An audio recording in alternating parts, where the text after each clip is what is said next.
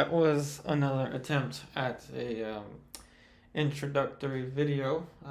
Hopefully that wasn't too terrible. It's in the works. But yes, 6:45 p.m. Eastern Daylight Time, Mondays and Wednesdays. That is when you will find me here on YouTube. So hey Tipu, Brian Murphy, hello, hello. And today, this will be the last session on this palette knife painting. And one thing I want to clarify about this exercise, because that's what it is, it's an exercise in painting with palette knife, is how much you get out of it in terms of color mixing. And that was a comment that somebody wrote last time, because I was going and mixing, but I really wasn't talking about what mixtures I was doing. So I'm gonna slow down a little bit today and talk about those mixtures as I do them.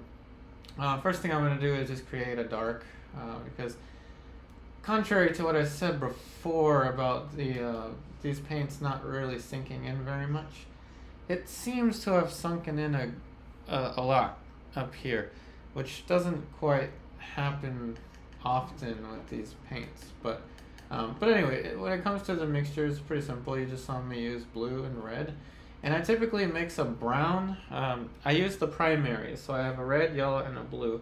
Pyrrole red, primary yellow, not primary, I keep saying primary, permanent yellow deep, and ultramarine blue. Those are the colors that I have, and titanium white. So let's go ahead and paint in where it has sunken in. And to everyone wondering what sinking in means, it means the paint, the darks have, as you see there, have faded in a little bit. That doesn't really happen much with the brush, which is odd that that happens with the palette knife. If you recall the painting from on Monday, we did a little Halloween special. This one, this was of course the Halloween painting. It didn't really sink in much anywhere, and as you see, it's already touched dry. Right? I can run my hands across it. This was Monday, and today's Wednesday. That has sunken in quite a bit, which is not necessarily the end of the world. All it means is that you just have to restate your darks, just like I'm doing here. So blue and red, they neutralize each other out into a nice dark, and I used probably more red than blue, but for our purposes, it's pretty much just red and blue for the dark there. And then I'm gonna go right back into here. Now what I should do is just get a medium and oil this thing out, and then it'll be a lot easier for me to work with it. But I'm not gonna do that because I want to challenge myself. So I'm gonna go ahead and restate this dark over here. Let's see, we got a question from Brian Murphy. Do you throw out your paintings or drawings? Because I do it, and my brother say they are really good. And when I first started drawing, I tried painting over the paper. Well, I would suggest not to throw them out. When I was younger, I did, and then eventually I just would paint over stuff. Mainly just because of space, but I would highly suggest you keep them. And no, I don't really throw any of my paintings out or my drawings. I don't even paint over them anymore. I keep them all because you never know. You really never know the future of your paintings. I mean, it takes time, really. I've been trying to respond as much as I can with the most recent video that ended up getting more attention than I would have ever expected. And it was a landscape of the Loch Ness Monster, landscape featuring the Loch Ness Monster. It was a YouTube video that I did 4 years ago called Distant Mountains, and it was a live stream just like this. And back then, it didn't really get much attention, so I didn't really pay attention to it that much. And then all of a sudden, it just started getting more views. And you see that stream for me was something I wouldn't have even thought twice about. And I don't even know what happened to that painting, so I regret not knowing what happened to that painting. Maybe I sold it, I don't remember. It was 4 years ago. So you never know is what I'm saying. You really never know. So I promised you that I would tell you what colors I'm mixing. So that brown that you see there is too light, so I'm in the middle of mixing the red, the green to make a brown, and then the ultramarine blue to darken it a little bit. And I want to get that value down as closely as I can. That's pretty close. It just needs to get a little darker. And so adding blue and red will make it a little bit darker. So all of this depends on your values.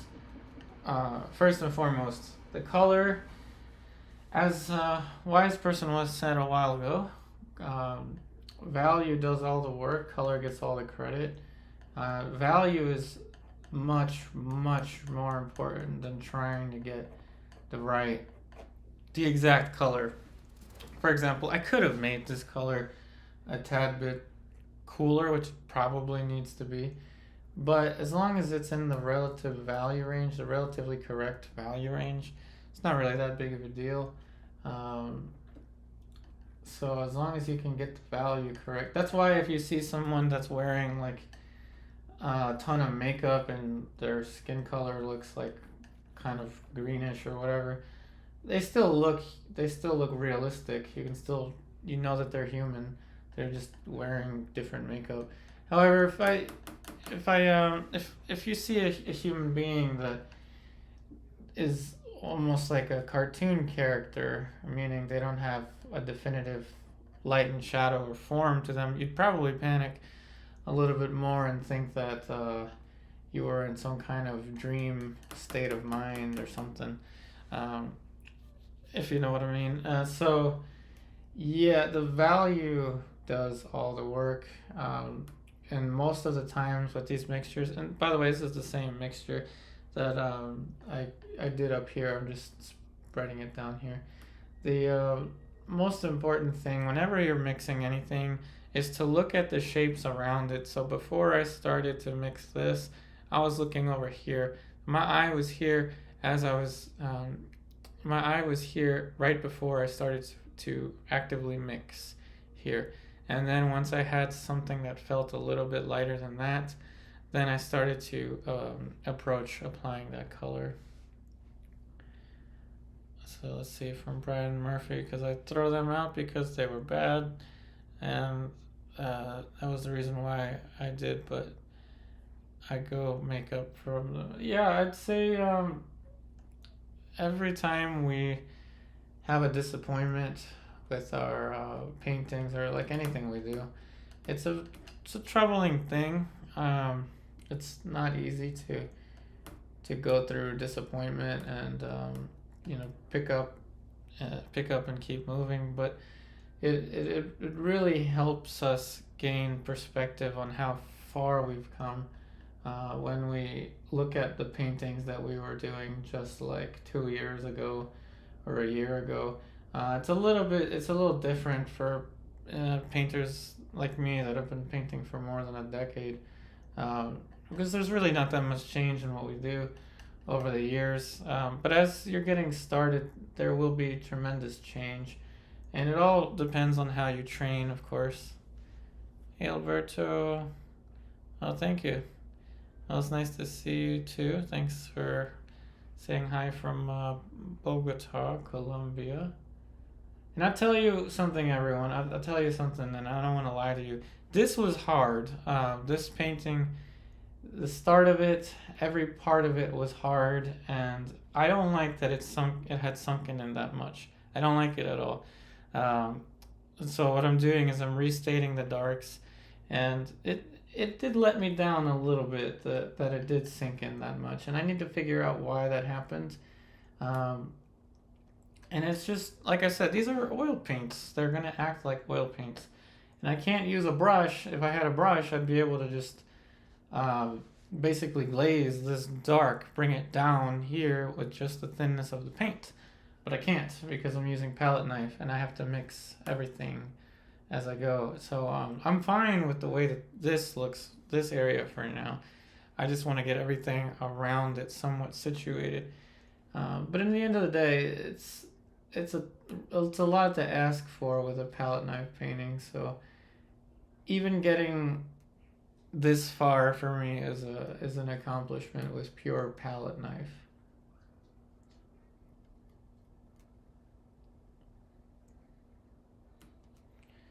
Alright, so let's make that dark again. And before I go and make that dark, I'm going to mix a brown. I'll show you how I make my brown. I basically just get an orange and add some green to it. And that creates a brown. So this is now my brown. See that quickly. I can create a brown. So this is what, like a burnt sienna-ish, raw umber, something kind of looking color. And I don't care if some of the residual skin tone on the palette got into it. Let's see, it was from Brian Murphy. What age did you learn to paint portraits? So formal training began when I was about 17, like 17 going on 18. Messing around, drawing things since middle school. I don't know, since I was like 15, 14. I mean, I would say that the most important part of my development as an artist, as a portrait person, happened when I met my teacher named Paulden Hamilton. And right now I'm just mixing the same kind of brown, but I'm making it darker by adding more blue and red. And he took me in and basically didn't really charge me for lessons painting with him and stuff because I mean I couldn't afford it, but he knew that I really wanted to learn, so I got fortunate. I got really fortunate, and part of that is the motivation for me to create these videos, to constantly add something positive to the world with painting. But yeah, about 17, 18. But believe me, you can learn. It doesn't matter what age you start. For example, I started my little side thing that I like to do is that I always mention is I like to play pool. So mainly 9-ball. And I started a little less than 2 years ago when I was when was I, 31? Yeah, 31. So I'm 32 right now. I'm gonna turn 33 in March. And I can already keep up with people that have been playing pool for like 10 years, 10 plus years. Because I put in the work, I put in all the time that it took, and I had the right teachers as well. Once again, I was lucky. And by the way, these colors are the same. Red, blue gives you basically a black. More red makes it more brown. Orange makes it a lighter brown. Green makes it a slightly cooler brown. But yeah, the moral of the story is like I put in a ton of work. I found a really top-notch place in the area where I live, and yeah, I can keep up with people that have been doing it for like 10 plus years. I mean, not professionals, obviously. Like I cannot keep up with a pro, but I can hold my own basically.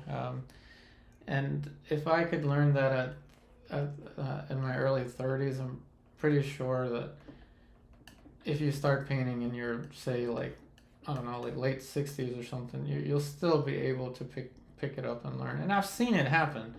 I've seen my students starting later in life learn, and it's all in the effort that you put in.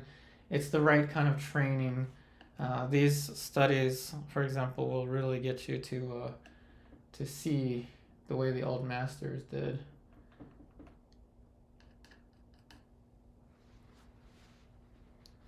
Hey, Laurette, no worries. I'm glad you're here. No worries about earlier today. We were using palette knife again with the golden helmet.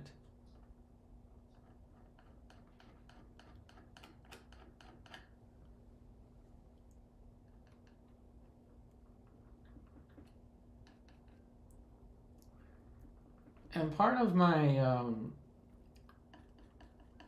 what I'm trying to show everyone on the internet here is the more you study not just the old masters, but the more you study painting in the correct, I guess it's kind of difficult to say correct, because what does correct even mean? The more you study, let's just say Rembrandt, Sargent, or whichever your favorite old master, and even someone that you wouldn't call an old master just yet, like Nelson Shanks, even though to me I would consider him an old master, but he probably wouldn't be considered one until maybe, I don't know, like 100 years or so. The more you study those paintings, or Norman Rockwell, whoever that you enjoy, the more fine-tuned your vision will be when you're painting other things. Like, for example, there's a random painting that I'm messing with whenever I've got nothing to do. I take the knowledge from Rembrandt eyes and things like that, and I apply it to it. But if I'm only strictly painting from photographs, it's going to be a problem. Now, obviously, painting from life as much as possible, just like a fellow that we were that was sending me emails, which I'll respond to what you wrote to me here. It's an email by the name of the letter T, talking about, I think, brushes and pink noses and lots of stuff. And if you're here, can you write a comment so that I know that you're here, and we can have some conversation here. But I do like receiving questions from people, because there's a lot involved in painting, and you shouldn't be afraid really to ask any art related questions you might have on here. Trust me, I'm not a scary person by any means. I will gladly respond. There are no bad questions as long as they're intended to be directed towards painting or pool, if you want to talk about pool, or dog training. Once again, as you see, I keep using red and blue, and just a variation between red and blue and kind of like an orangey color for these darks, and they don't really vary that much. Soon we'll get back into the skin tones.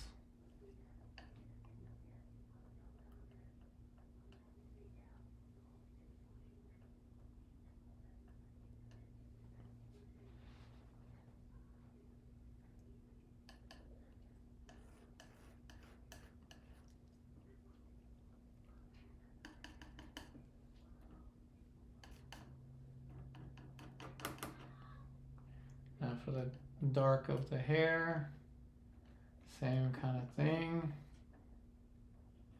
mixing with the brown, some green,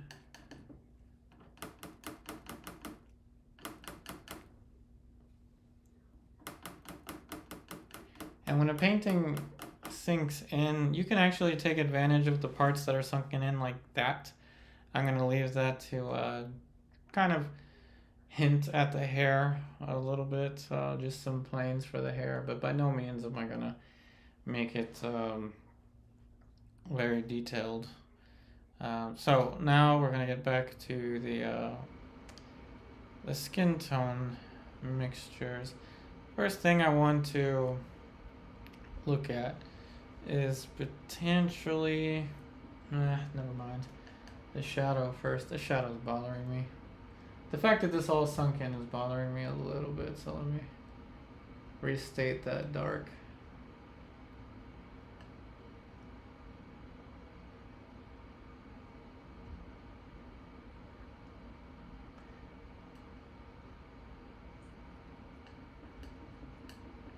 So please feel free to ask any painting or drawing related questions.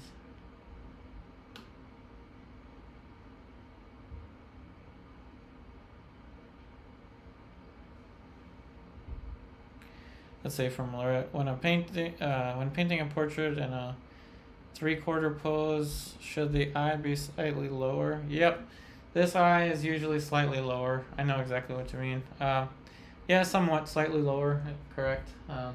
It depends, of course. Their head could be tilted. They could be 3/4, but tilted. Their head could be tilted that way, which would raise that eye. So just always look out for the tilt of the head. But in general, a standard pose like this, yeah, slightly lower.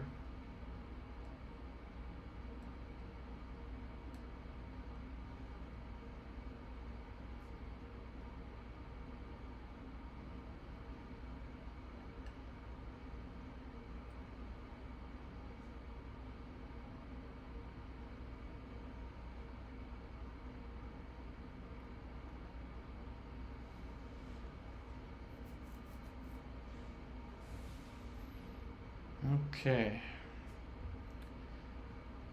Now what I'm going to do, sit back, and now we're going to mix that skin color. I'm mixing into this puddle here with some orange, white, blue.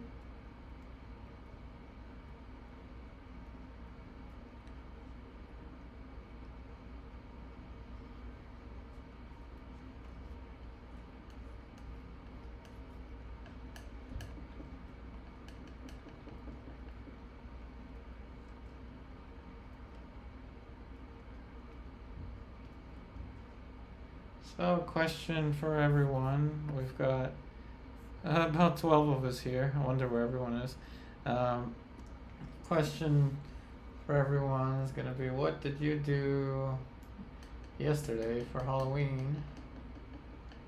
Those of you that do stuff for Halloween. I went to pool league, so that was my Halloween. Let's see. So Uncle 60 Rublev has designed a series of transparent chalk pigment powders to be used as an additive medium to oil paint. Strange stuff. They call it extender pigment. Have you seen that yet? You wrote, so basically you mix them with your linseed oil and make a paste and mix into your paint. Oh yeah, I've seen things like that before. I think even Cobra makes a version of that. So the brand that I'm painting with, I think they have a version of it where it's I forgot what they call it, but it's like a paste. It's like an oil paint that's clear, so it makes the paint thicker, I believe. But yeah, I've seen that before. I haven't personally used it, but I could purchase it and try it out.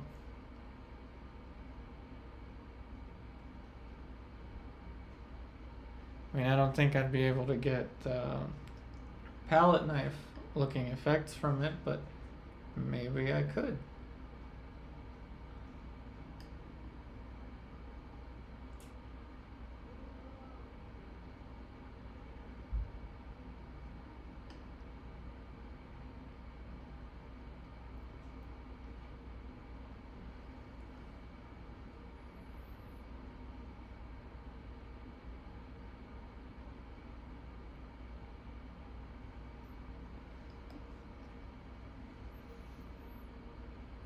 So Tipu, you were just hanging out, uh, handing out candles.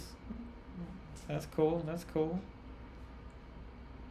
So Lorette, you dressed up as a witch to scare scare the children when they knocked on the door for a trick or treat. That's funny.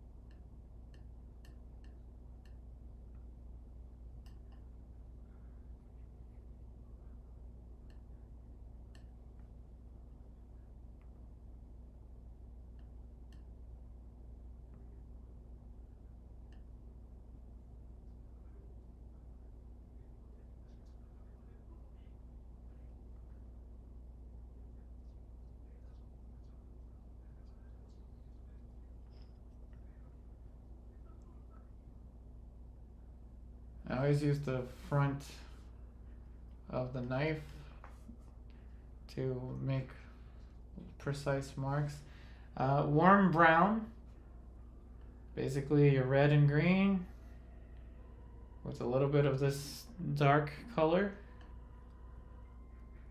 So that's something you can refer to as a cross mixture. So you have a mixture with your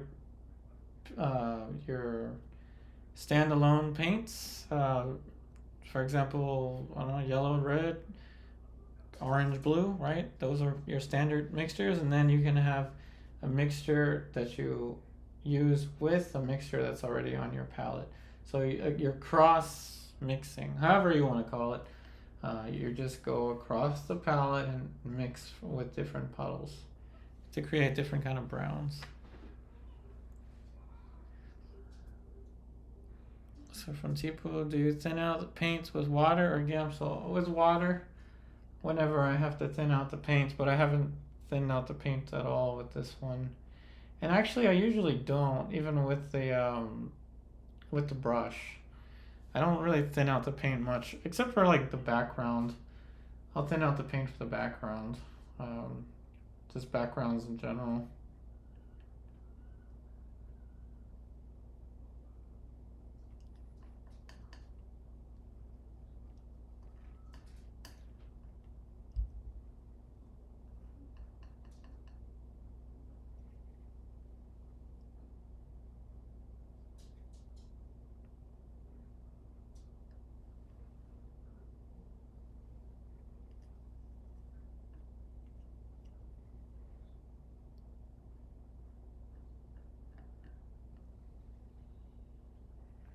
A good question, good question.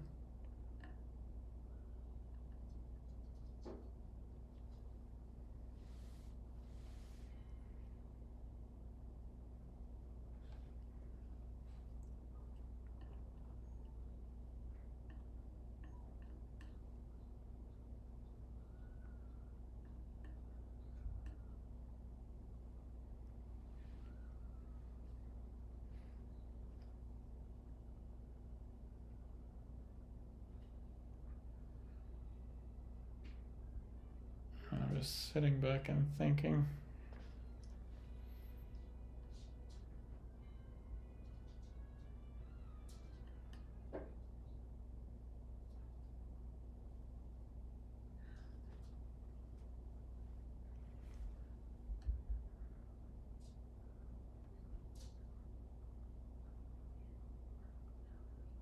It's wild to think we're coming to the finale of this really difficult challenge.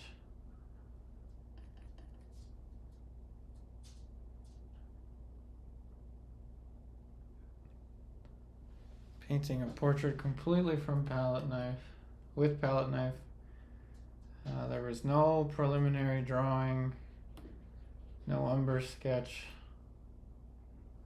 We just went in with the palette knife and hoped for the best.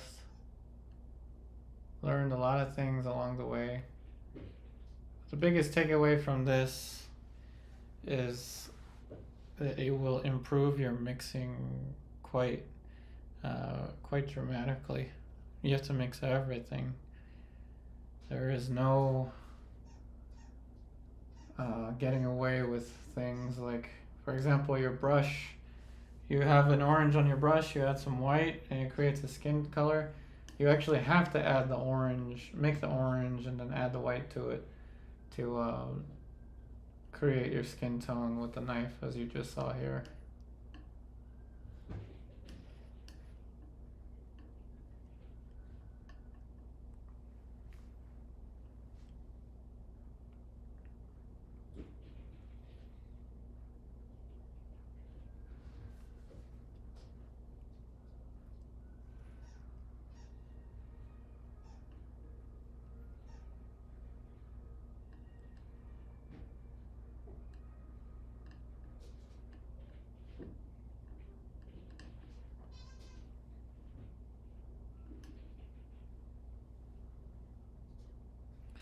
Uncle 60, a realistic Santa portrait. Well, we've done a kind of a loose Santa portrait, but we can make a more realistic one this year if you want. Yeah, last year we painted a Santa.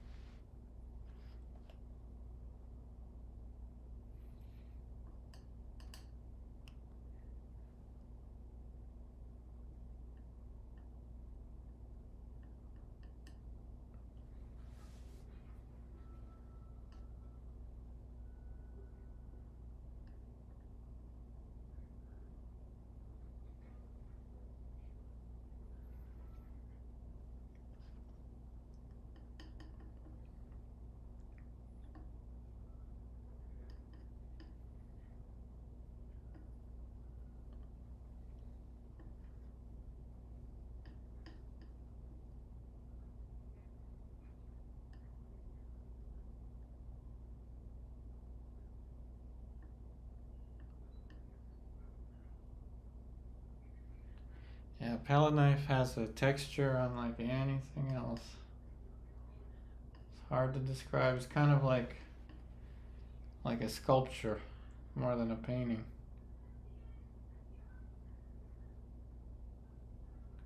But it does have a lot of drawbacks.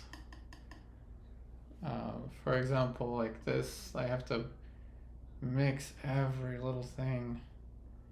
And I can't just use the brush to finesse little edges like that.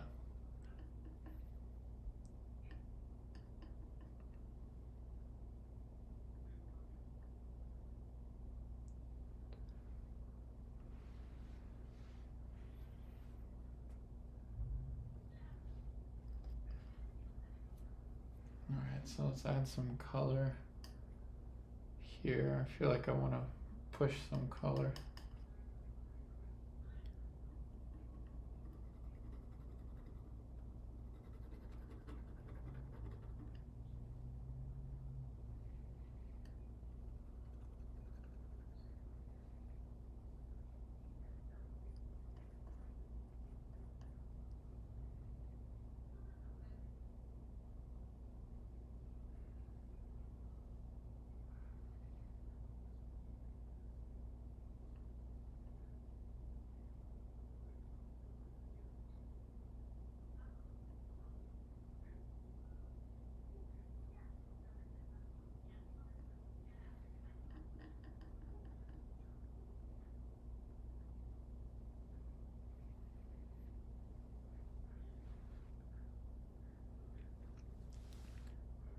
from Uncle 60.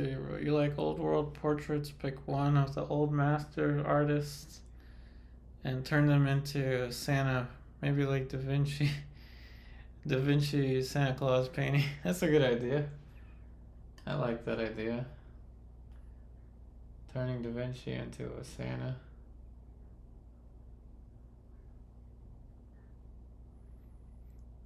Can definitely do something like that. So from Lorette, how do you know when to add white to lighten a color, or when to add the next lightest color on the color wheel to it? How do I know when to lighten a color? I usually look at the colors around it, but I think your question is more alluding to is the light key. And I define light key differently than the Impressionists or like Henry Henge students would. So what I define as light key is take your highlights or your most brightly lit planes and maybe isolate it to 3 or 4. So this would be 1, and that highlight, that value is the same as this one. So this and this would be 1. This would be 2 here and here. And then say the over here would be 3. This section here, so this would be 1, 2, 3. 3 sections there where the value can be studied and differentiated. So what I do is I'll pick one that's the lightest, and that will be this one. Second lightest would be this one. Third would be over here. And all the shapes around it are painted either lighter or darker relative to the surrounding shapes. So I have to look at one shape next to another one in order to know when to make it lighter or darker. So for example, looking at this, I know that this part needs to get slightly darker than that. They're a little too close. And again, very difficult with palette knife because I have to go in and mix into it.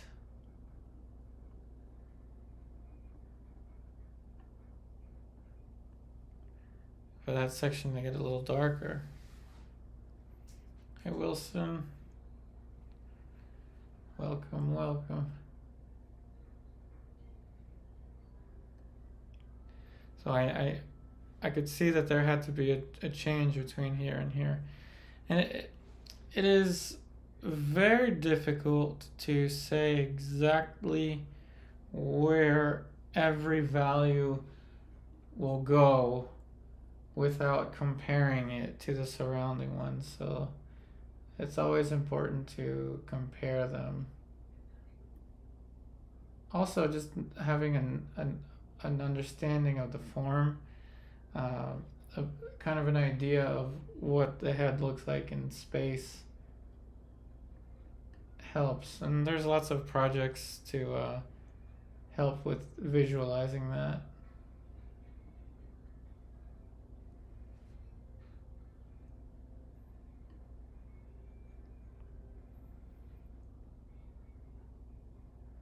Like here, I know that this needs to get slightly lighter. So this would be the side, the corner of the what's sometimes referred to as the T cylinder. This is round, almost cylindrical, and in the shape of a T would be the mouth, so T cylinder.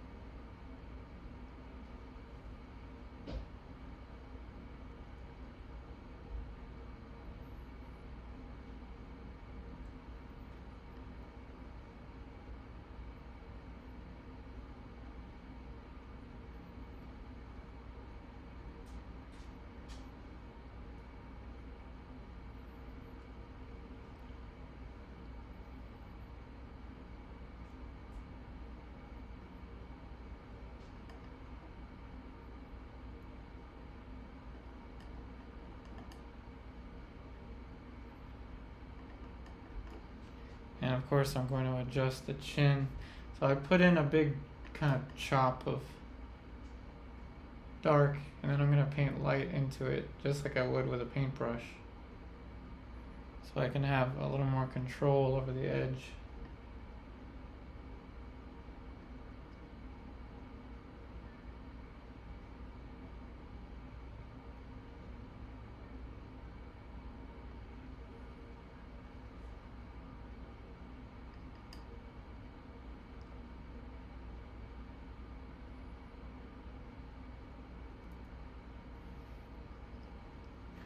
Now the background,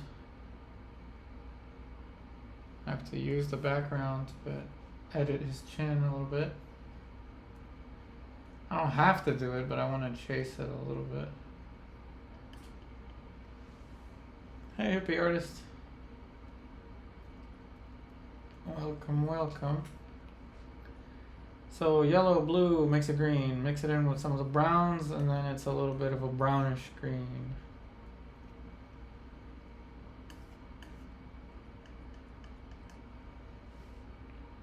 Cross mixing, I mixed with the browns. Add some orange to it to make it even more brown. See, it's still a green, just a brownish green.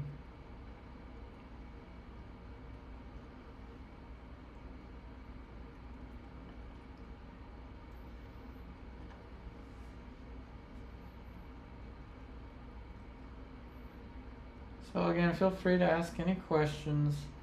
Usually the last stream for a painting will be shorter than the usual ones. I think on Monday we did about 2 hours for the Halloween special, or almost 2 hours. But with this one, we probably won't go past an hour.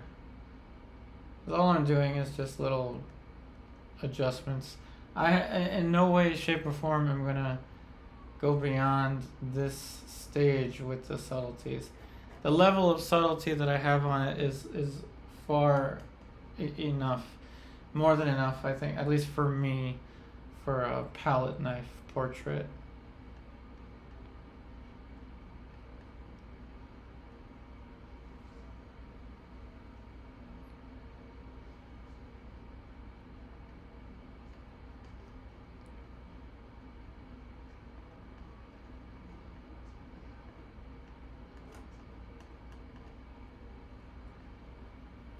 And if you have never layered palette knife over a dry palette knife texture, it's a really fun experience. Like I said, it's kind of like making a sculpture.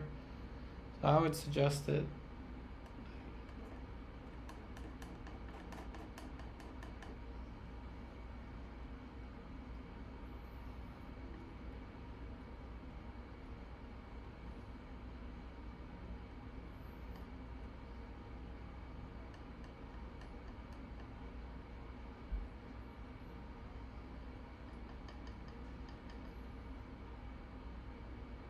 So kind of an orangey dark, mixing right on the surface.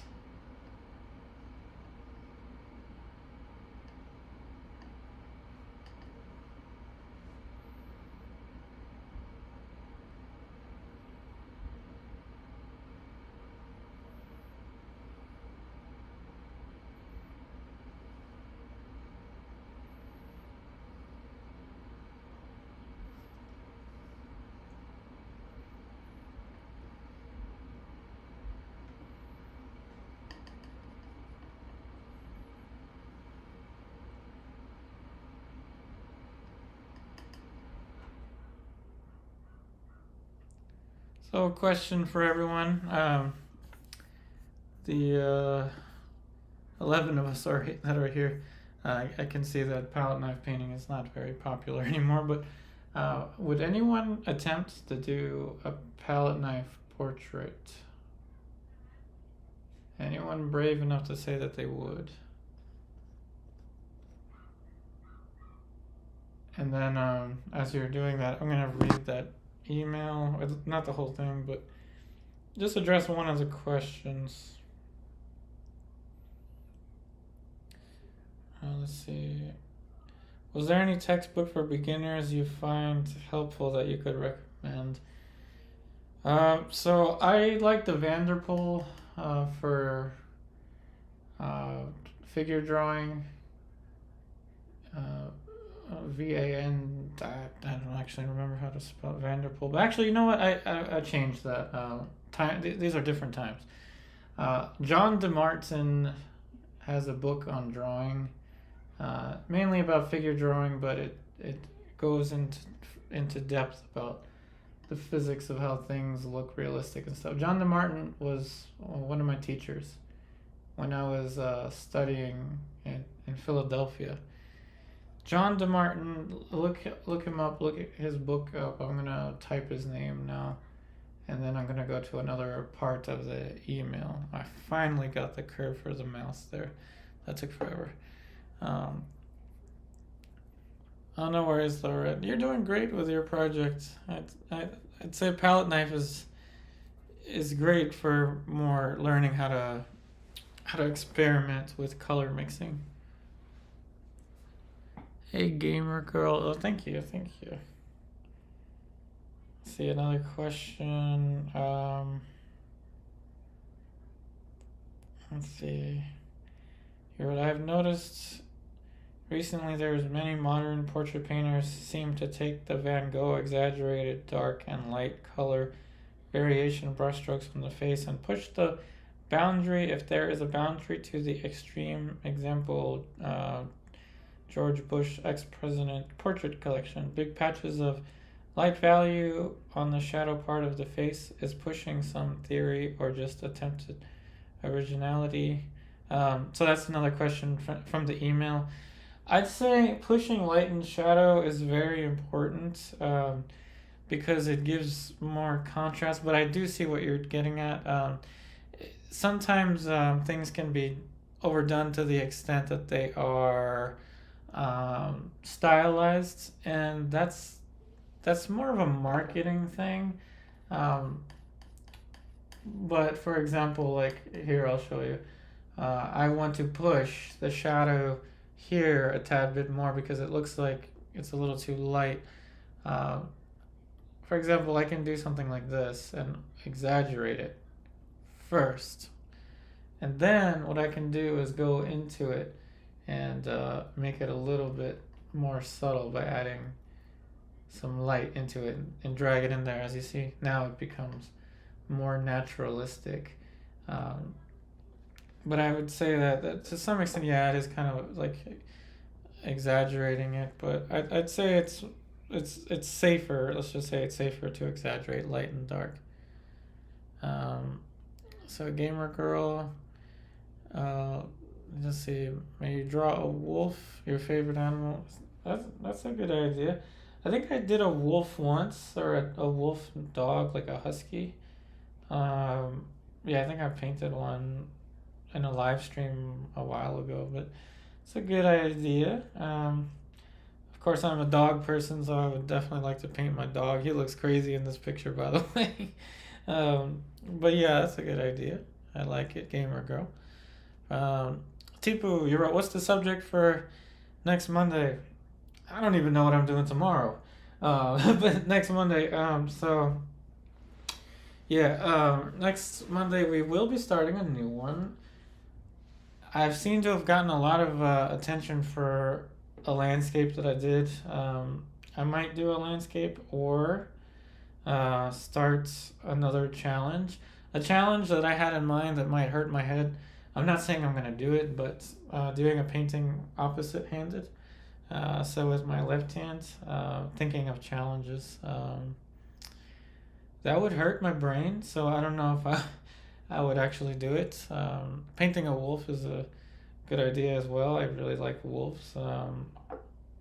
So I don't know. There's a lot of ideas in my head, and it's hard to isolate just one. But we will be doing these streams for the foreseeable future. So I'm not gonna disappear anymore. I will stay here with you. So even if we don't do a subject that you like next time, maybe you didn't like palette knife, we'll definitely have the opportunity to do something that you like. see if I missed any other questions here from the email.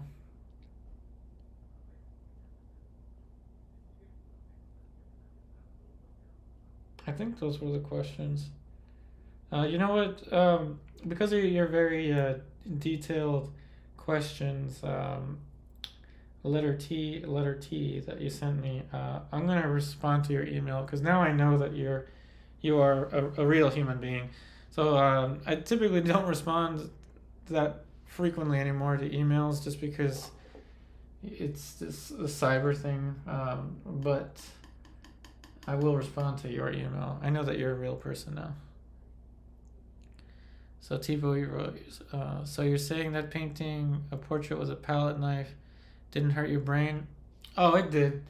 But it didn't hurt it as much as I suspect painting with my opposite hand would probably hurt my brain. In a good way, though. I don't mean it negatively. I'm just being kind of dramatic. This got a little too gray. But yeah, these are just the kind of little final touches now. I can finally say that I've painted a portrait with palette knife. It's not the greatest looking thing in the world, but I painted a portrait with palette knife. It has been done. Check off my bucket list. I like the idea of, what was the idea of turning the Mona Lisa into a Santa Claus? I think I've seen something like that before, but would be a cool idea.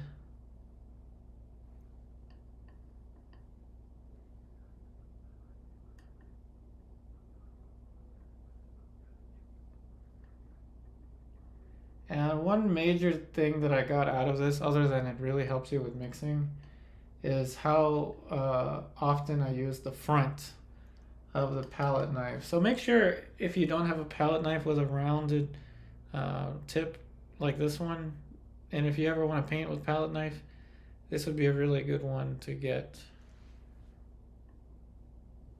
And it's the brown handled ones that are usually better because they're softer. Let's see from Jonas, when you paint, should you use the same drying speed paints? For example, notice the burnt umber dries quicker than most of them. As a rule of thumb, as long as you don't start with a slow dryer and then add a fast dryer, you should be fine. I for example, these days I pretty much just stick with the same drying speed for the entire painting because these paints dry consistently. All of these colors dry at the same rate, so I tend to favor more of consistency. But these are also there's only 3 paint tubes here, and I just pre-mixed the brown and the green and the orange.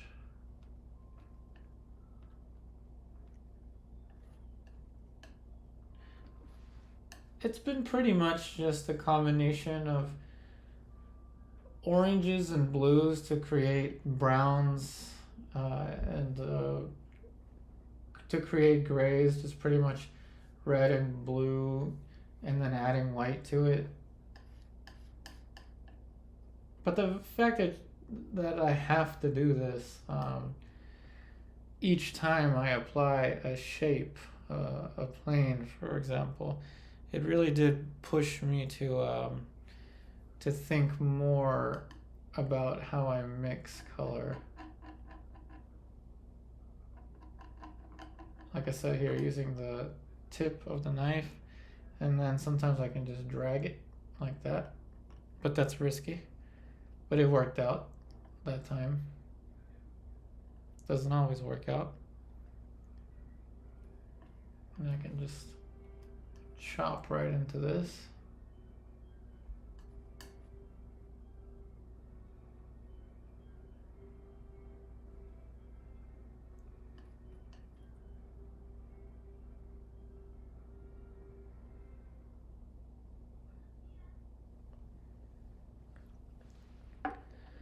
let's see, from Lorette.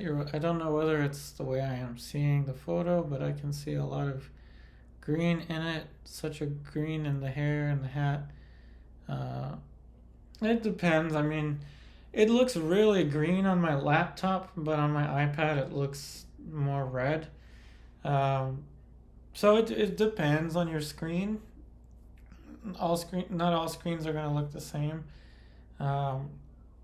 So depending on the settings on your screen, it could look a little different. But I would agree with you that this is a little more green. That's more green than what I usually paint. I would agree.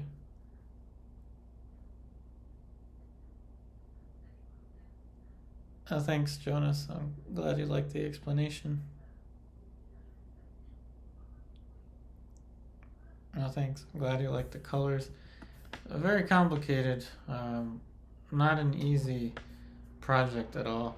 And I'm not sure what I'll do for Monday. I've got many ideas in mind, but we'll see. I mean, like I said, we'll always, for the foreseeable future, I should say, we will continue to do these streams.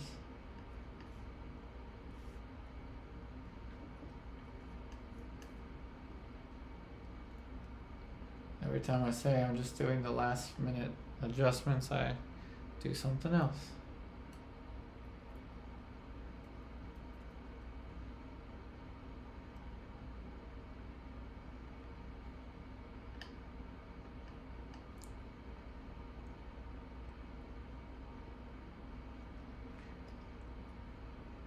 See how I have to mix?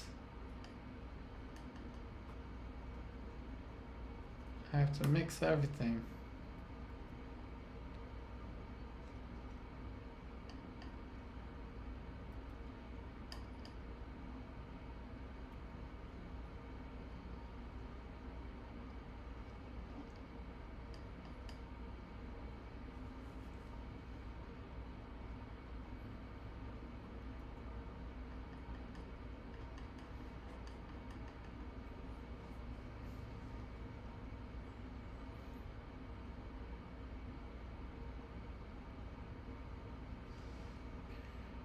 Okay, so I just covered up a line that was left over there, and I think that should be good.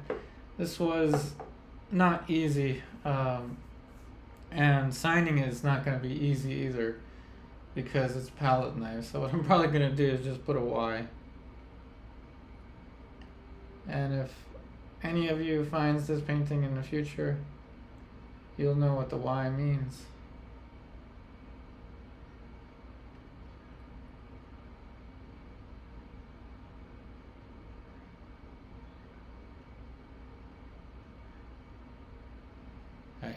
That's all I'm doing. I'm just putting a Y because it's just going to take too much to put my full signature on there. So this is the limited edition. Only one of its kind. Palette knife study done by me of a Rembrandt, signed with the letter Y. So if you happen across this painting in the future, you'll know its history.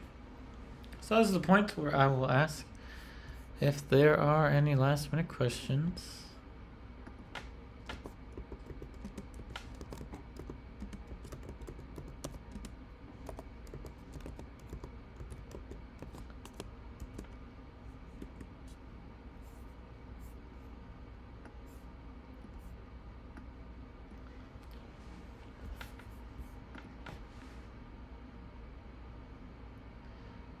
Okay, let's see. Thanks for the question. Is there anything that you have come across from doing palette knife painting that you would transfer to your brushwork? Oh yeah, for sure.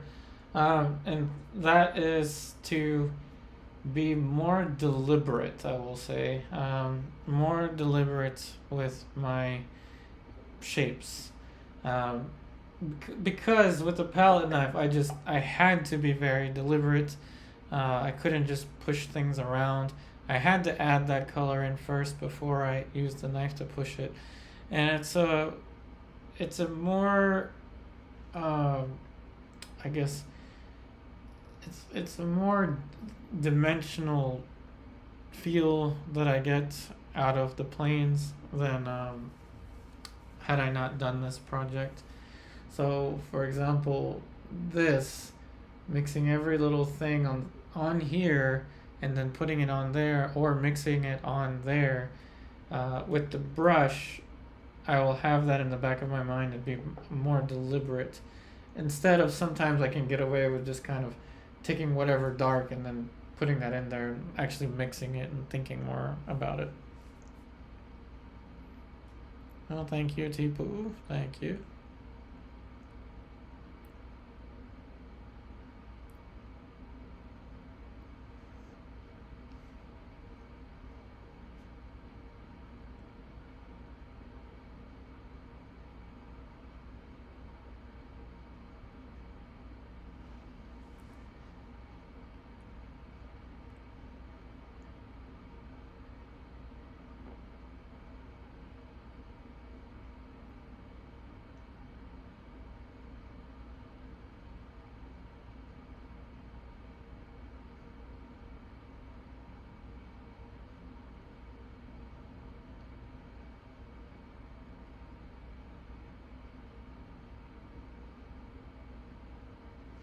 Okay. So it looks like there are no last minute questions. So once again, remember the schedule: Monday and Wednesday, 6:45 p.m. Eastern Daylight Time. And remember, as always, if you would like to take your online arts education with me further, please check out my online classes that start out at just $5 a month. Link is in the description box of this video. I wish you all the very best, and I'll see you on the next one.